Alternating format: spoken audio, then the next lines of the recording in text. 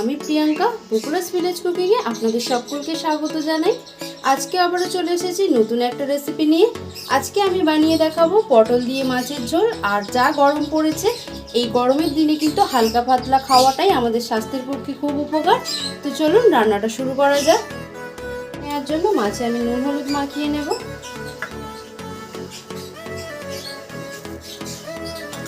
খুব ভালো করে মাছে নুন হলুদটা মাখিয়ে নেব।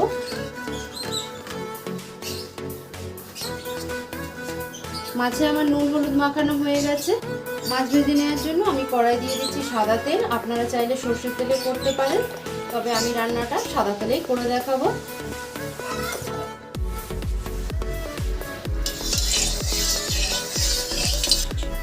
তেলটা গরম হয়ে গেছে। এবার আমি খুব সামান্য পরিমাণে নুন দিয়ে দিচ্ছি তেলের উপরে, যাতে মাছটা দিলে যেন না ফাটে।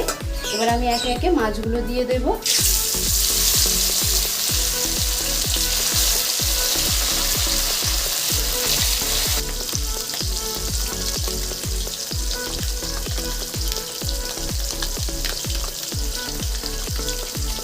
মাছের এক পিঠ ভাজা হয়ে গেছে, আমি অপর পিঠটা উল্টে দেব।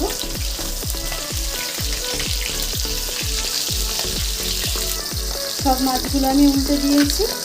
এইভাবেই মাছগুলো আমি লাল লাল করে ভেজে নেব।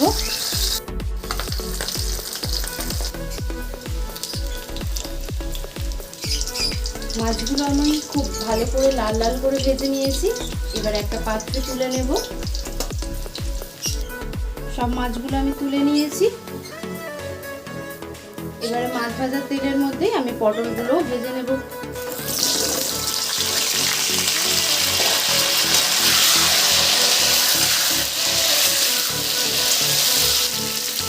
পটল ভাজার মধ্যে আমি হলুদ দেবো না, সামান্য একটু নুন দিয়ে আমি ভেজে নেব।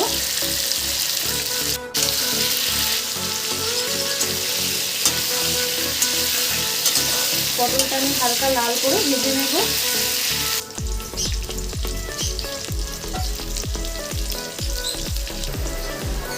পটলগুলো আমি হালকা লাল করে ভেজে নিয়েছি। এবারে আমি তুলে নেব।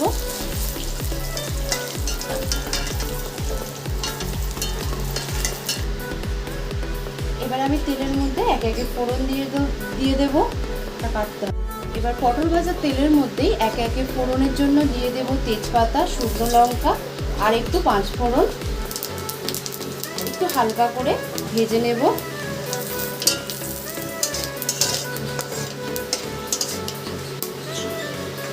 এবারে দিয়ে দেব পেঁয়াজ কুচি, চিড়ে রাখা কয়েকটা কাঁচা লঙ্কা। পেঁয়াজটা একটু হালকা লাল করে ভেজে নেব। পেঁয়াজটা আমি হালকা লাল করে ভেজে নিয়েছি। এবারে দিয়ে দেব আলু।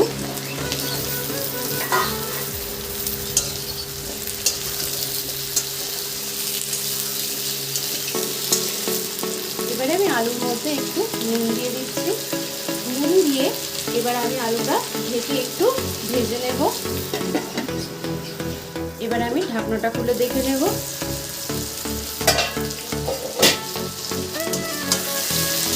আলুটা একটু লাল লাল করে ভেজে নিয়েছি। এবারে আমি একটু দিয়ে দেবো ভেজে রাখা পটল।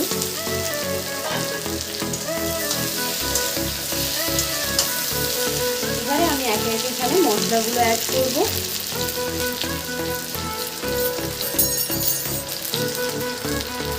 দিয়ে দিচ্ছি হলুদ গুঁড়ো। আলুতে যেহেতু নুনটা দেওয়া ছিল আগে থেকে, আর একটু নুন দিয়ে দিচ্ছি। দিয়ে দিচ্ছি আদা রসুন বাটা 1 চামচ পরিমাণে। আর দিয়ে দেব জিরে ধনে বাটা।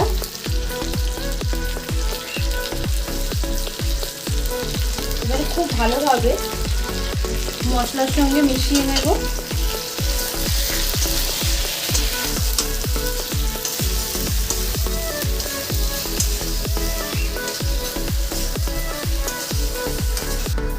মশলার সঙ্গে আলু পটল খুব ভালোভাবে মিশিয়ে নিয়েছি।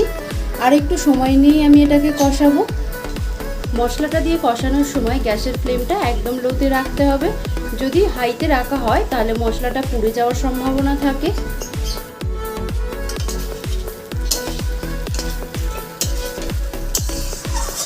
এবার আমি একটু ঢেকে দেব।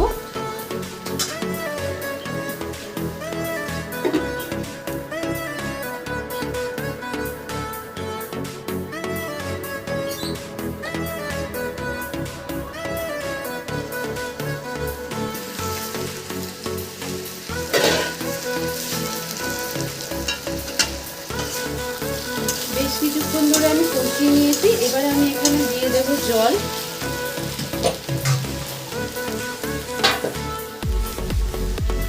এখানে আমি গরম জল অ্যাড করছি। আর যেহেতু পাতলা ঝোল করব তাই একটু বেশি পরিমাণে আমি এখানে জল দিয়ে দিচ্ছি।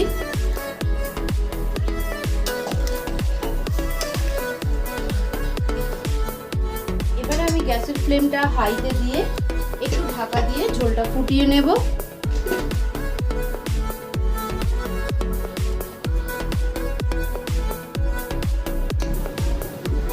এবার আমি দেখে নেব ঝোলটা ফুটেছে কি।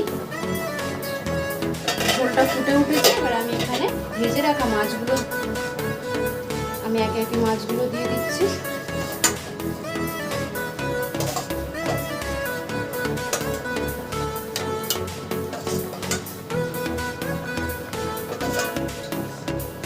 আর একটু ফুটিয়ে নিলে আমার পটলের ঝোল একদম রেডি হয়ে যাবে।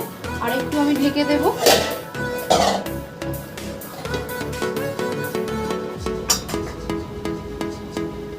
এবার একবার ঢাকনাটা খুলে দেখে নেব।